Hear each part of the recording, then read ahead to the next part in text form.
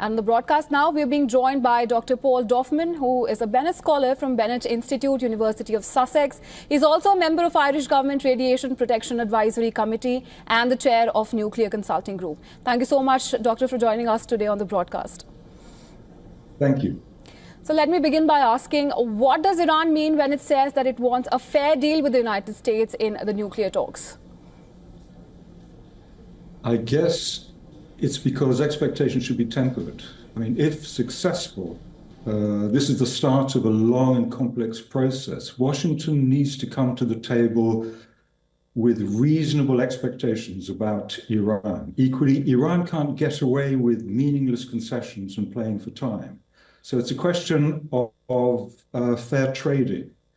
There's already some concern about the level of the talks. America says there will be direct talks. Iran says they will be indirect. That's already a problem.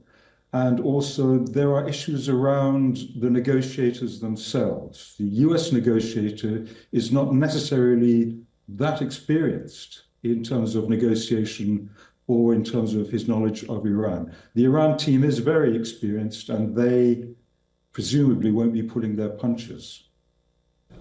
Right. Dr. Dorfman, talking about negotiators, US envoy Steve Witkoff has mentioned that Iran should dismantle its nuclear program. What are your thoughts on that? It's not simply dismantling the nuclear program per se. They have a right to a civil program, but it's dismantling the weapons program.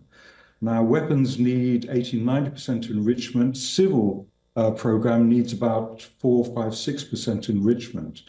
Iran has installed advanced centrifuges to enrich uranium, contrary to the NPT, to the Non-Proliferation Treaty. So there are questions about Iran's future. It's said that Iran is maybe about a year and a half away from producing a viable nuclear weapon. On the other hand, Iran is suffering hugely from the sanctions. There's about $100 billion of sanctions for their foreign investments, and they're really suffering. So, in a sense, this could be an opportunity both for Iran and for the US. Right, Dr. Dorfman, and as you've said that Iran is not very far away from creating a viable nuclear weapon. And over the years, we've seen that Iran has enriched its uranium to 60%, which is only just a few steps away from a weapons-grade uranium. So do you think Iran will concede and go back to the original 2025 agreement? There's no real way of telling. The older agreement, the JCPOA, which was agreed by Iran, Europe, and the US, had a chance of working insofar as Iran's weapons enrichment was being processed, was being investigated by the IAEA. And so we knew what was going on, basically. Trump, in 2018, pulled out of that, and that caused a huge rift, and that caused essentially this current crisis. So, on the one hand, Iran needs a deal to free up its economy. On the other hand, the US is very concerned about Iran's nuclear capacity.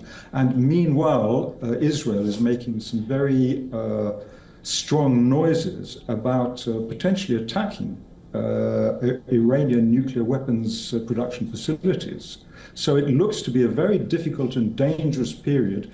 And what's needed here at the moment are clear heads and a sense of compromise and a sense of where we are in the world. Right, Dr. Dorfman, thank you so much for joining us on WION World is One and sharing your perspective with us today. And of course, we'll be closely following the situation as it develops. Thank you.